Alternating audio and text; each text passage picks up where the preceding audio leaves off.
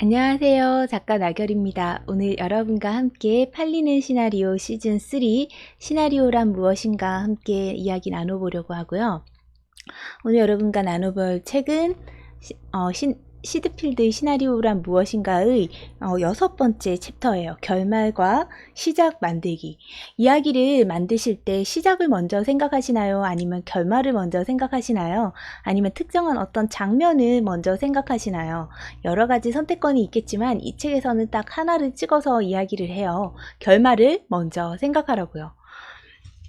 사실 이제 많은 경험을 해보면 이런 경우들이 있어요. 시작할 때 이렇게 이런 애들이 만나서 막 이렇게 하는 시작 너무 재밌지 않아? 라고 하면 훅이 있어서 누구나 하고 싶은 이야기는 되지만 실상 써봤을 때 그 앞부분에 훅에 들어온 그 앞부분이 설정만큼이나 뒤에 이어오는 이야기가 재미없을 때도 있어요.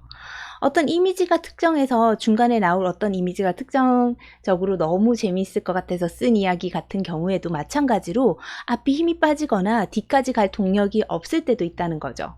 근데 엔딩이 멋진 엔딩, 그러니까 여기서 엔딩이라는 건 해결책에 해당하는 건데요. 어떻게 일을 해결할 건가를 정해놓고 이야기를 한다면 그 해결책이 멋진 경우는 대체적으로 이야기가 끝까지 동력을 가지고 갈 수 있다는 거죠. 그래서 이 시드필드는 이야기를 정할 때 항상 시작보다는 끝을 정해라고 해요. 그럼 책에 있는 내용을 설명하면서 함께 이야기 나눠보도록 하겠습니다. 이야기라는 것은요, 사실 시나리오의 구조라는 것은 연관된 우발적 사건이나 에피소드, 이벤트 등의 점진적 진행이 극적 해결에 도달하도록 하는 거래요. 이 말은 무슨 말이냐면 시작해서 결말로 시작하는 순간 결말을 향해 나아가는 이야기라는 거죠. 그래서 앞으로 나아간다는 이야기는 결말을 향해서 나아간다는 거예요. 그래서 약 10분 안에 우리는 이런 것을 먼저 전달해야 된다는 거예요. 첫째, 누가 주인공인가? 두 번째, 극적 전제는 무엇인가? 세 번째는 무엇에 관한 이야기고, 극적 전제는 무엇인가? 그리고 세 번째는 극적인 상황, 즉 이야기를 둘러싼 배경은 무엇인가를 딱 전달을 해줘야 된다는 거예요. 그러면 이렇게 시나리오를 이 세 가지를 전달하는 데 있어서 그러니까 뭐냐면 인물, 누가 주인공인가, 전제나 배경, 그리고 전제, 그리고 배경. 그러니까 누가 주인공인가, 무엇에 대한 이야기인가, 그리고 어떤 극적 상황에 놓여있는 이야기인가, 이 세 가지를 세팅하는 데 있어서 명쾌한 세팅을 하려면, 그러니까 끝까지 동력을 가지고 이야기를 전개할 수 있는 세팅을 하려면 시드필드는 결말을 먼저 정해야 된다고 추천하고 있습니다. 왜냐하면 여기서 말하는 결말이라는 것은 결말부에 바닷가에 서서 뒤로 돌아보는 모습, 이미지를 이야기하는 게 아니에요. 마지막 우리가 피날레에서 어떤 해결책을 가지고 이 문제들을 이 사건들을 해결할 건가, 주인공이 어떤 해결책을 가지고 이 문제를 해결할 건가라는 관점에서의 결말이에요. 그래서 결말부터 알아야지 주인공이 그 결말에서 가장 그러나 그 결말을 찾을 수 있는 소양을 가진 인물에서, 그런 환경에서 시작해야 된다는 거죠. 그 결말이 어떻게 설정되냐에 따라서 극적 상황도 설정이 되게 되어 있는 거예요.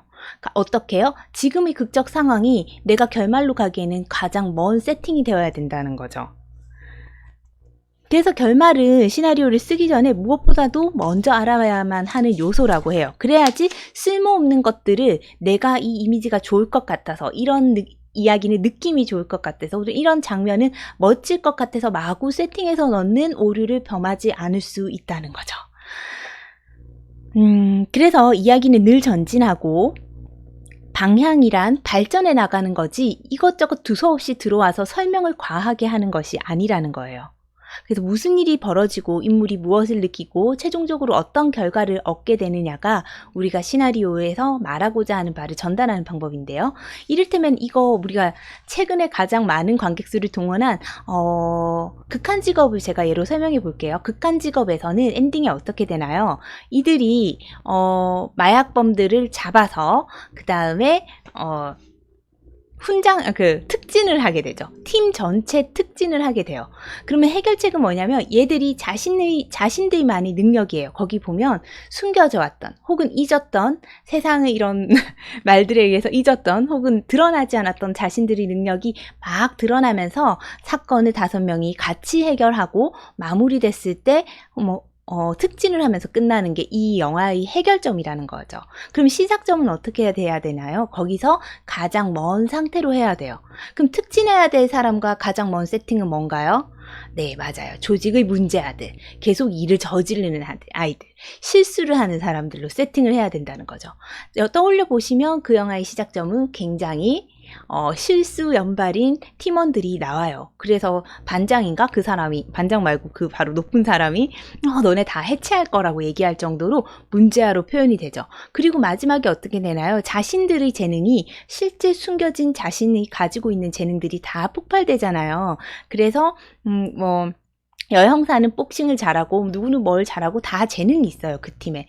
근데 거기에서 가장 먼 상태는 어떤가요? 재능이 드러나지 않는 상태죠. 이유가 어떻게 됐든 드러나지 않는 상태로 세팅을 해야 되니까 오프닝에 나오는 마약사범 검거 장면에서는 어떤 싸움도 제대로 하지 못하고 달리기도 느리고 위에서 밧줄 타고 내려와가지고 어벙벙한 모습을 보이면서 자신들이 가지고 있는 재능을 표현하지 못하는 상태로 해놓은 거예요.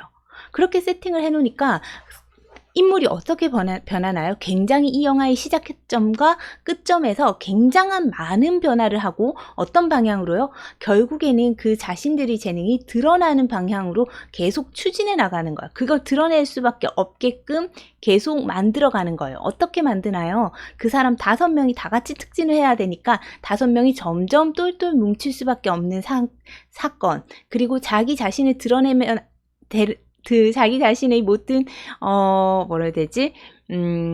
가능성을 드러낼 수밖에 없는 세팅. 어떤 세팅이냐면 얘들이 이제 쫓겨날 수 있게끔 그 정직을 먹거나 이렇게 할 수 있는 상황으로 몰리잖아요. 그래서 그냥 치킨집을 할래 이렇게 모든 걸 걸고 치킨집을 계약하고 나중에 이제 일이 잘못돼서 치킨집을 그냥 해야 되나 이런 생각까지 할 정도로 코너로 몰아버린다는 거죠. 그러면 어떻게 되나요? 사람이 내가 반드시 잡아야 된다고 생각했을 때 우리 잠재적 능력이 막 생기는 거예요. 그래서 여러분이 시험을 봤을 때 시험 전날 집중이 안 되고 잘 안 됐는데 시험 기간만 되면은 시험 전에는 집중이 안 되는데 시험 기간만 되면 막 시험 전날에는 엄청 집중이 되는 그런 무의식의 상태, 자신의 능력이 드러나는 그 상태로 만들어지게끔 주변 환경까지도 세팅을 해야 되는 그런 식으로 시작점을 세팅을 한다는 거예요. 그래서 중요한 거 뭐예요? 얘가 다다뤄야 될 결말부라는 건 어떤 해결책을 갖고 갈 것인가가 그만큼 중요하다는 거예요. 그 해결책을 찾기 위해서 그 해결책에서는 가장 동떨어졌지만 그런 해결책을 찾을 가능성이 있는 인물로 우리는 세팅을 해놔야 된다는 거예요. 그래서 이 책에서는 반드시 결말을 보라는 거예요. 또 이렇게도 이야기를 해요. 인생도 마찬가지로 내가 어디로 가겠다는 목적이 없으면 시간만 흐르고 해놓은 건 없대요. 그래서 결말부가 명확하지 않고 그냥 흐지부지 된 상태로 시작하면 어떻게 되냐면 결말과 상관없는 이야기들을 마구 집어넣는다는 거예요. 이야기가 가다가 이쪽으로 빠졌다가 저쪽으로 빠졌다가 하는 거예요. 이것은 사랑에 대한 이야기인데 갑자기 남녀의 사랑에 대한 이야기, 진실성을 알아가는 이야기로 내가 진실된 서로의 마음을 알아야 해결되는 이야기로 세팅을 했는데 중간에 갑자기 부성이 들어오는 거예요. 부모님도 영향을 주었을 것 같거든. 근데 중요한 것은 개개인이 서로가 서로를 알아가는 과정이라는 게 더 중요하고 그거에 집중해서 가야 되기 때문에 또 다른 사랑 이야기가 중요하지 않긴 않은데 이 결말부가 분명하지 않으면 이것도 필요할 것 같고 저것도 필요할 것 같다는 거예요. 시나리오라는 게 인생이랑 굉장히 유사하지만 다른 점은 시나리오의 사건을 우리가 세팅한다는 점에 있어요. 그리고 한 가지 주인공의 어떤 점들이 어떻게 바뀌느냐를 보여주기 위한 사건들만 인생에서 골라서 넣어놓는 것과 같기 때문에 우리는 마무리를 어떻게 해결할 건가, 답을 어떻게 찾을 건가를 찾아놓고 시작하는 것이 굉장히 중요하다는 거죠. 그래서 결말이란 이야기 핵심 부분을 해결하는 부분인데, 그래서 이 책에서도 이 결말을 아는 게 중요하다는 거예요. 그럼 중요한 것은 내가 어떤 소재를 정하셨다면 어떻게 해결할 것인가가 굉장히 중요하다는 거죠. 해결책이 확실해야 그 결말을 만들어내는 배경도 정할 수 있다는 거죠. 결말에 문제가 있다면 시작점을 정할 수가 없대요. 하물며 시작은 있지만 결말이 없을 경우에는 어떻게 되냐면 막상 써보면 우리 모두가 생각했던 영화와는 다른 영화들이 써지거나 실제로는 재미가 없는 영화가 써지거나 동력을 잃거나 하는 일들이 발생하게 된다는 거예요. 그래서 강렬한 시작을 써내려면은 강렬한 결말을 떠올려라고 합니다. 그래야지 그 결말로 갈 수 있는 가장 강렬한 세팅을 여러분이 할 수 있다는 거죠. 그래서 그러면 이렇게 해서 결말을 정했어요. 그러면 결말은 너무 중요한데 그럼 시작은 무엇이에요? 라고 하면 이렇게 정해진 결말이 있다면 시작은 이렇게 세팅해야 된다고 합니다. 10페이지, 외국 영화로 10페이지면 한국 영화로 8페이지 내지 7페이지로 보시면 되거든요. 독자나 그 페이지 안에서 독자나 관객의 관심을 사로잡아야 돼요. 그래서 관심을 집중시키는 시퀀스로 영화의 첫 장면을 해야 되는데 이게 엔딩과는 동떨어지거나 영화에서 인물을 보여주는 한 가지 사건이면 안 된다는 거야. 다 연결되어 있는 단서들을 한 봉에 모아서 앞에 쏟아붓는다고 생각하시면 훨씬 재밌는 오프닝이 나온다는 거죠. 그래서 어떻게 그러면 독자를 낚아내나요? 첫 페이지를 어떻게 쓰나요? 그러면 이렇게 생각하래요. 어떻게 해야 사람들이 페이지를 넘기고 싶을 건가? 어떤 씬과 단어, 어떤 시퀀스 단어가 등장하느냐? 어떤 것을 보여주고 싶은가? 시나리오를 읽는 사람이 낚아챌 이미지나 액션이 시각적으로 보이는 시작인가? 이런 것들을 고민하라는 거죠. 그래서 반지의 제왕 같은 걸 떠올려 보면은 흥미로운 액션 시퀀스가 나오죠. 제가 예를 들었던 극한 직업을 떠올려 보셔도 흥미로운 액션이 나와요. 되게 재밌는 액션. 그리고 오프닝 시작의 7페이지는 이 시나리오의 장르를 정확하게 관객들에게 혹은 시나리오를 읽는 사람에게 찝어주는 장르 그 부분이기 때문에 여러분이 원하는 장르가 무엇인가를 여기에 남겨야 된다는 거죠. 시작은 드라마로 시작했는데 뒤에 갑자기 공포물이 나온다거나 공포로 시작했는데 알고 봤더니 휴먼 드라마거나 이렇게 되면 그 10페이지의 존재는 사실 사족과 같이 느껴져서 없어져도 되는 부분이 되고 만다는 것을 유념하셔야 된다고 합니다. 그리고 이어서 해볼게요. 그럼 오프닝은 관객을 즉각 낚아챌 수 있을 만큼 사실 의미적이라기보다는 시각적으로 봐야 되고 역동적으로 쓰여지는 게 좋대요. 그래서 설명적인 오프닝으로 인물과 상황을 서서히 설정하는 경우도 있기는 해요. 대표적인 예로는 델마 루이스 같은 것들이 있겠죠. 근데 시나리오의 오프닝은 신중하게 고려해야 돼요. 무엇에 대한 영화인지가 정확하게 드러나도록 어떻게 해요? 시각적으로 보여야 된다는 거죠. 잘된 오프닝들은 다 사건이 있어요. 이미지를 붙이지 않고 사건이 있어요. 여러분 베테랑 보면 시작하는 사건이 뭔가요?